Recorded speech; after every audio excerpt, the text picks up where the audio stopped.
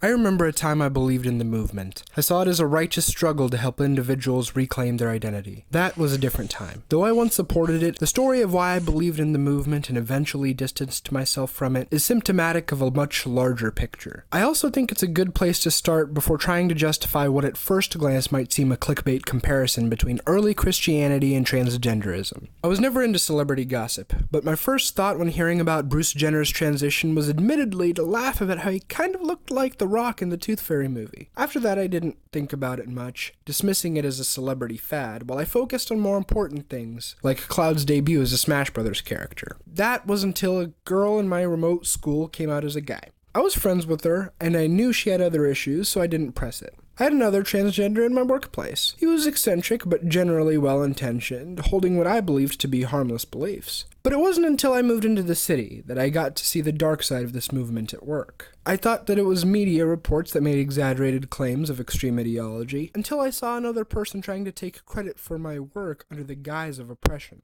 Until I was witness to one creating a scene when an authority innocently misgendered them, a genuine mistake they promptly corrected. Until I heard secondhand a story of a trans supporter who, without reprimand, told a person that someone close to them should die because they had different beliefs. When my eyes and ears and experience all told me that something was wrong, but the world all told me it was fine, what was I supposed to believe? Was it really as harmless as I was told? Were these one-off examples, or was this the standard and my old friends were the exceptions to the rule? I went through countless articles, videos, and books, but I discovered transgenderism's cult origins in the most unlikely of eras. I found 4 key traits that explained the real reason behind the rise of transgenderism, as well as the rise of Christianity. Now, before I start, it's important to note that I'll refer to transgenders broadly throughout this video. Common attack on this type of generalization is to say that individual lived experience doesn't represent the group. By doing this, academia made an anecdotal shield, so any criticisms against transgenderism broadly are thus viewed as transphobic, since it neglects individual experience. The converse was made true as well. If a person singles out individuals to criticize as separate from the group, they are instead labeled bigoted and justifying hate against the marginalized and oppressed group. So I'll preface here that I don't dismiss that individuals have differences from the group, but there are certain common traits that individuals share that draw them to certain types of groups. With any other topic, this would be intuitively understood. To prove this, notice how in the next part of the video you'll have no issues with me generalizing about Christianity. In order to draw parallels between modern transgenderism and early Christianity, we have to understand some background information. In the generations following Christ's death,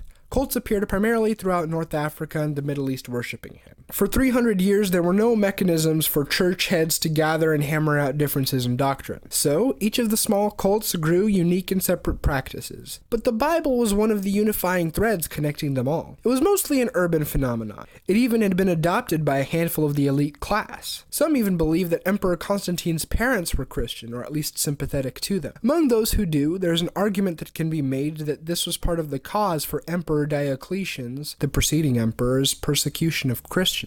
The politics get messy, but all you need to know is that civil war breaks out and Constantine, before one of his battles, sees a trophy in the sky which reads, "In hoc signo invictus," or "by this sign conquer."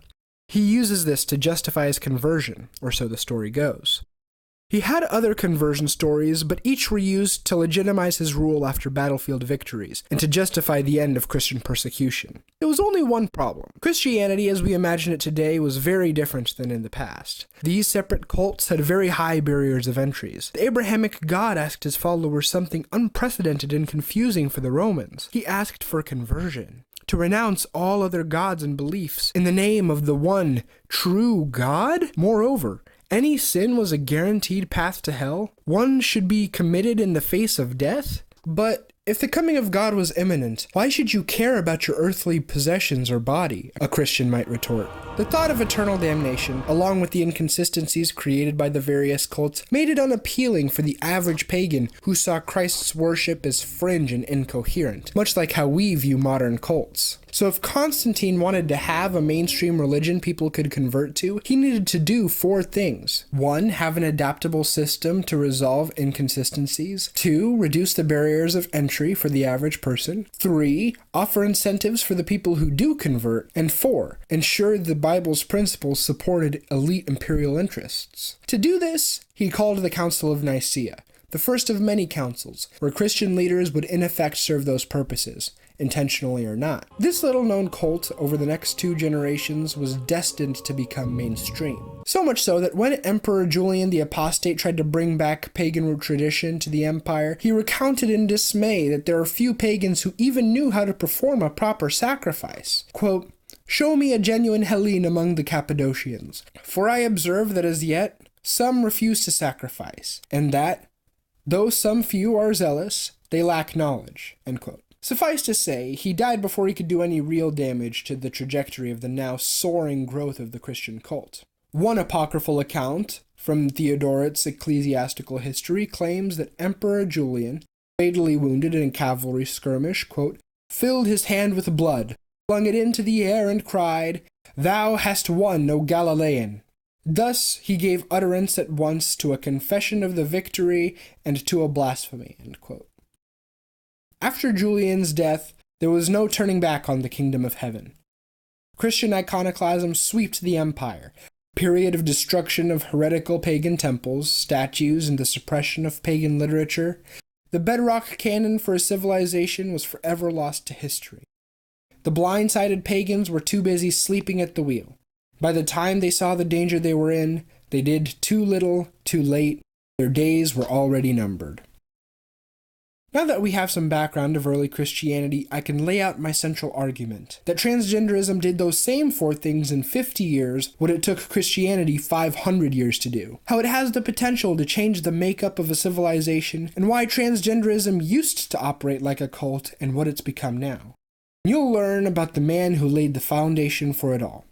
One of the biggest myths I'll start by dismissing is that a cult needs a god. While most cults can center around a spiritual entity of some kind, there are many types of cults that don't. Cults are used in many other contexts. There are cult personalities, brands can have cult followings, and so can ideas. So in our case, it's the latter. All a fringe group needs to do is offer an all-encompassing solution to life's problems that fosters complete devotion. Then, it's a cult. This is true for transgenderism. From professors in their lecture halls to TikTok and other shorts content which tells viewers that any doubts they have must be cast aside, that all will be fixed if they realize what they were meant to be. In this case, a different gender. They tout how much their life has changed and influence their audiences to try the same. I noticed the pull was magnetic myself, but I was too skeptical to fully commit to any belief system that claims to have all the answers. But at one time, it was relatively niche, and there was a lot of academic jargon to unpack to be understandable for any mainstream audience. The origin of transgenderism in academic literature meant that it was born into a system that could constantly adapt to fit any circumstance. Intellectuals would hammer out any internal issues as they came, ensuring they could come up with quick and seemingly credible answers to any counterargument. News articles could then use those flowery, grandiloquent rebuttals to justify calling any disagreement anti-science. But there's one thing that keeps popping up over and over and over again in an attempt to discredit the rights of trans people: junk science. Sometimes, though, the mask slips and reveals that institutional intellectuals have none of the same compassion or qualms they claim to have for marginalized groups when using their authority to suppress even good faith research when it goes against their narrative. There's no better example than findings by that of the psychologist Michael Bailey. An article published in Springer Nature in 2023, titled "Rapid Onset Gender Dysphoria, Parent Reports on 1,655 Possible Cases," studied the effects of transgenderism, referred to as a consequence of ROGD, and its role as a social phenomenon in attempts to understand the circumstances surrounding its rapid growth. I remember being left stunned with its findings. It surveyed 1,655 parents, as the name suggests, and found that on average mental health issues existed 3.8 years prior to the transition of teens. To quote exactly, on average mental health problems began at 10.5 years and preceded gender dysphoria by 3.8 years. That teens were about 30% likely to have anxiety and/or depression, and asked whether the gender dysphoric youth have a history of mental health issues, 57% of informants responded affirmatively.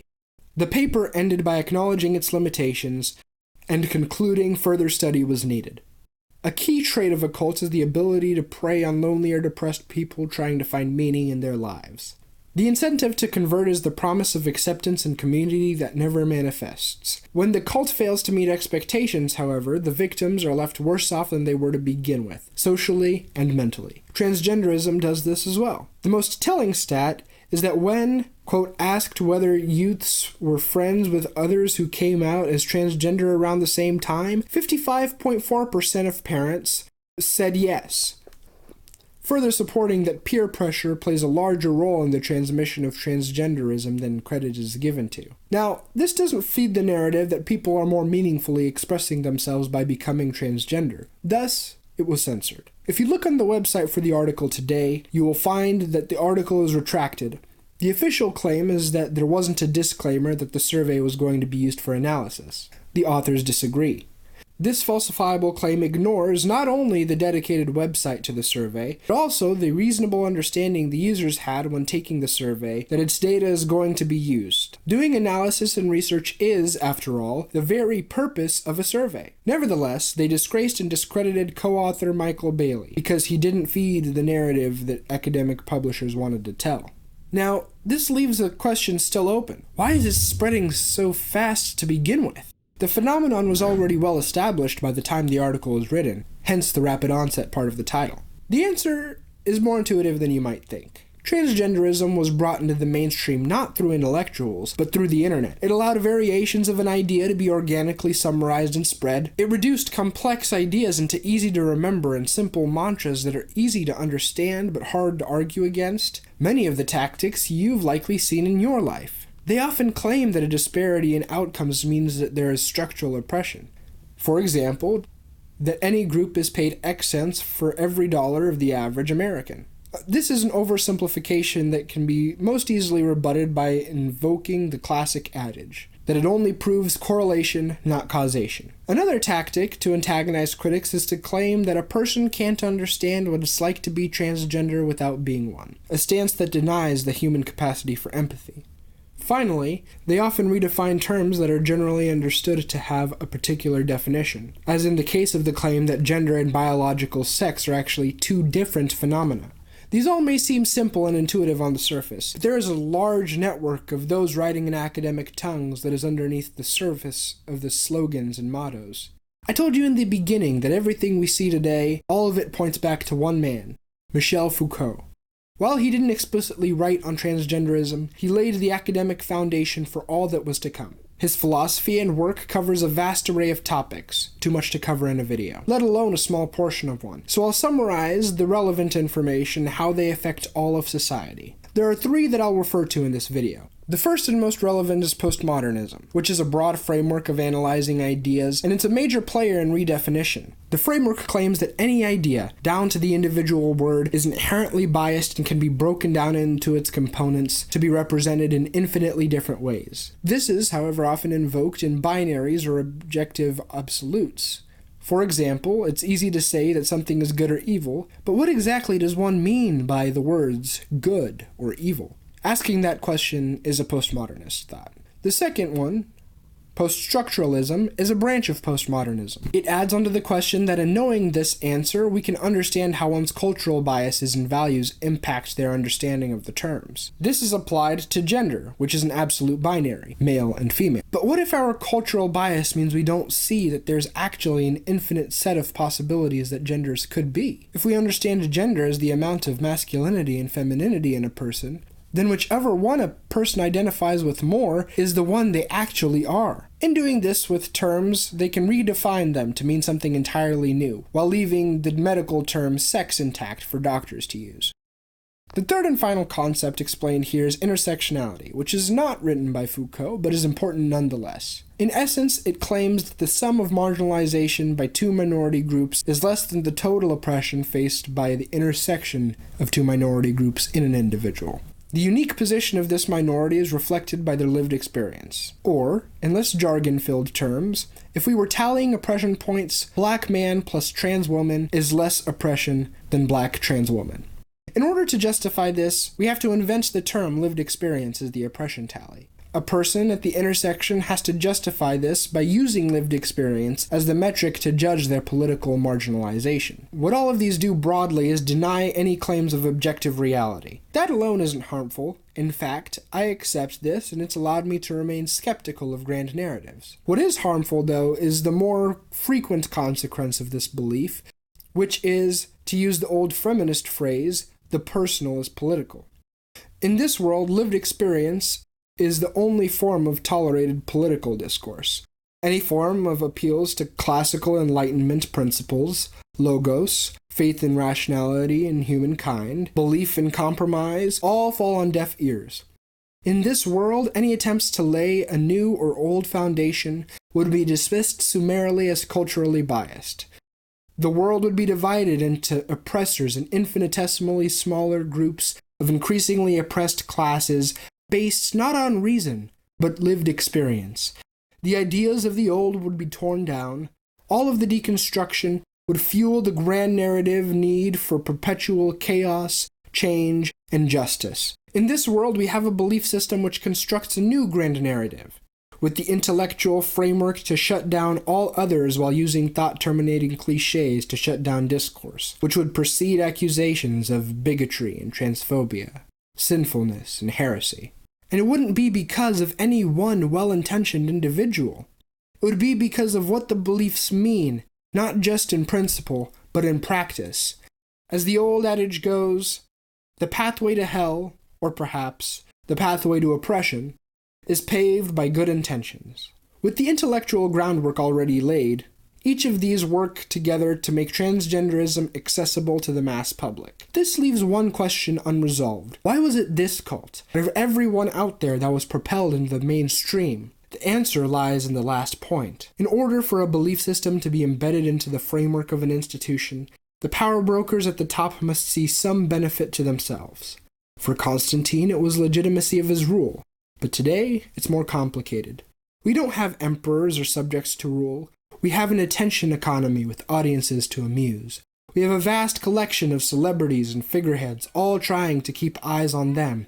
We have a film industry that is trying to keep eyes on them. We have influencers, social media platforms, nations with competing interests, an entire world all trying to do one thing: keep eyes on them. It's no surprise then that transgenderism, with bright colors designed to grab attention, with provocative shows designed to stimulate, with parades designed to grab attention throughout the streets, that it would be the belief to be upheld in the attention economy. It keeps the people distracted, making videos on the topic, antagonizing each other in these unending culture wars. It keeps the elite power brokers in power and keeps the average person's attention. In other words, it keeps the eyes on the amusement and the civilization in peril. It's funny, really. History doesn't repeat, but it sure does like to rhyme. Transgenderism has successfully done each of the four things it needed to get into the mainstream. 1. It has an adaptable system to resolve inconsistencies. Transgenderism's birth in academia ensured that intellectuals were able to constantly adapt to fit the political needs of the movement. 2. It reduced the barriers of entry. In order to become mainstream, the internet offered the world's quickest form of breaking down complex jargon into simple political slogans.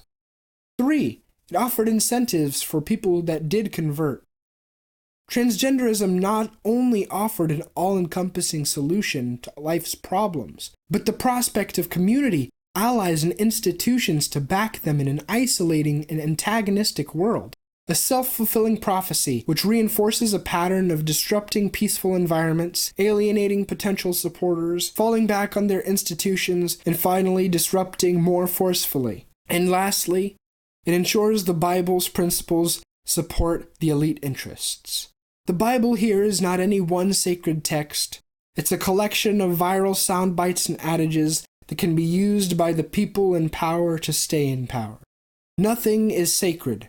Discourse, therefore, is defined not by what is sacred, but by what is sacrilege. I told you in the beginning of this video that I don't believe transgenderism is a cult. I sincerely don't anymore.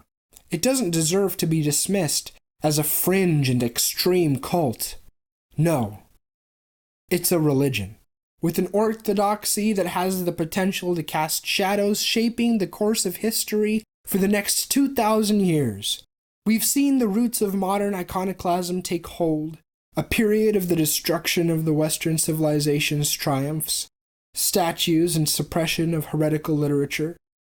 We've seen a movement built not by Christianity's style of persecution, but only the facade of it, masquerading under the pain of the real historically persecuted groups, like American gays, bisexuals, and blacks.